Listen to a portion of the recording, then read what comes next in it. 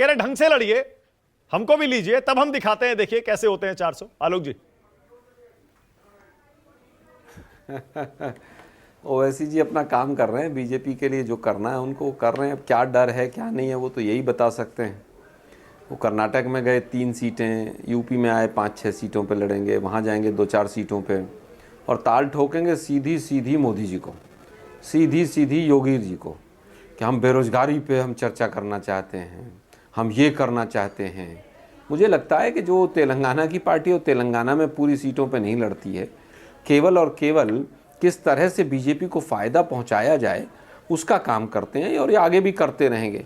और दुर्भाग्य ये है कि उनको कोई अलायंस अपने साथ नहीं लेता है। बीजेपी से पता नहीं क्या डील है। अरे हम तो कहेंगे बीजेपी वालों से कि भाई जब इतना डील करके आप चल ही रहे हैं तो उनको अपने साथ ही ले लीजिए, लेकिन वो लेंगे नहीं। आज लगभग 325 के करीब नाम आ गए, सबका साथ सबका विकास कहते हैं, लेकिन एक माइनॉरिटी से एक भी कैंडिडेट उसमें से नहीं लेंगे। एक है शायद, आज परिवारवाद पर बड़े बड़े भाषण तेलंगाना से एक है। मुझे नहीं दिखा है, हो सकता कहीं पर रहा हो, लेकिन आज मैं देख रहा था मानक जी, इतनी लंबी चौड़ी लिस्ट आई है कल, सारे परिवारवादी लोग भर्ती कर लिए। वो येदुरप्पा वगैरह जो जिन पे भ्रष्टाचार के जितना बड़ा आरोप जिस पर लगा उन्हीं को सबको शामिल कर लिया। भ्रष्टाचारी भी शामिल, चक्की पीसिंग भी शामिल, दूसरी पार्टियों के लोग भी शामिल, बदल भी देंगे, हटा भी देंगे। 10-10 साल जो रहे परवेश वर्मा यहाँ थे, उनको पहले यूज़ किया उत्तर प्रदेश में कि हमें मुसलमानों का वोट नहीं चाहिए, उनका सामान मत खरीदिए। यूज़ करते हैं, थ्रो कर देते हैं, डिवाइड एंड रूल। जिस सांसद की जितनी उपयोगिता वोट लेने के लिए हो, केवल उनका उतना काम है। आज जिस तरह से विधूड़ी जी थे वो साउथ दिल्ली वाले, उनसे क्या क्या बयान दिलवा दिए संसद में, भड़वा कटवा और पता नहीं, मैं तो ले भी नहीं सकता अपने मुँह से। उनका जितना उपयोग था करके फेंक दिया। हम दो हमारे दो की सरकार चल रही है। बीजेपी वाले बेचारे क्या करें? बीजेपी वाले जब केंद्रीय मंत्री जो है अपना पीएस नहीं रख सकते तो किसकी हिम्मत है कि कोई टिकट में बोल जाएगा?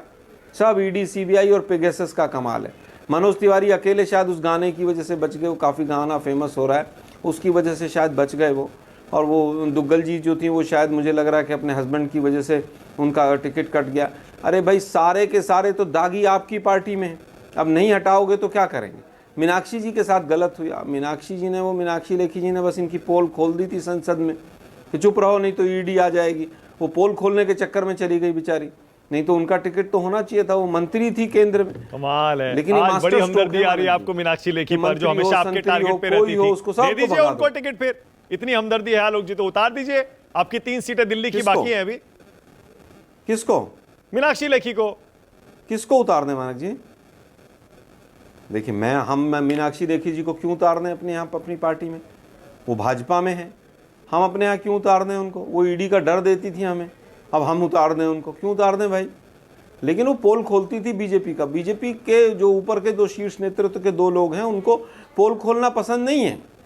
कोई बीजेपी के खिलाफ आवाज़ नहीं उठा सकता, उनके खिलाफ कोई आवाज़ नहीं उठा सकता है। मुझे तो कई बार लगता है सुब्रमण्यम स्वामी जी का क्या होगा, वो पता नहीं क्या क्या कह रहे हैं। वो पूरी तरह से मोदी जी को कह रहे हैं चीन के ऊपर भी झूठ बोलते हैं, इकोनॉमी भी नहीं आती है, अच्छा ठीक है, ओके आलोक जी क्या बोल रहे हैं वो? ओके ओके, आज मुझे पता है सतपाल मलिक जी, गुरु प्रकाश जवाब देना चाह रहे हैं आपका, लेकिन उससे पहले मैं सोच रहा हूं पंजाब में भगवंत मान की सरकार को मैं कहूं अगर 10 में से नंबर दीजिए, कितने नंबर देंगे आलोक जी? 8 उम्मीदवार उन्होंने आज उतारे हैं, आप कह रहे हैं 10 हम जीतेंगे, वो कह रहे हैं हम 13 जीतेंगे। आप कितने नंबर देते हैं भगवंत मान को?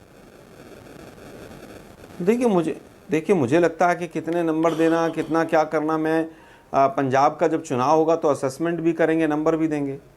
लेकिन दुर्भाग्य ये है कि मोदी जी कह रहे हैं 400 पार, और पूरा जो एक मीडिया का वर्ग है जो स्तुति करता है मोदी जी की, वो भी 400 पार के नारे लगा रहा है। तो या तो ईवीएम हैक कर रखी हैं और मीडिया के कुछ साथियों को पता है, और या फिर भविष्यवक्ता लोग। ओके गुरु प्रकाश आपकी बारी है, बोलिए।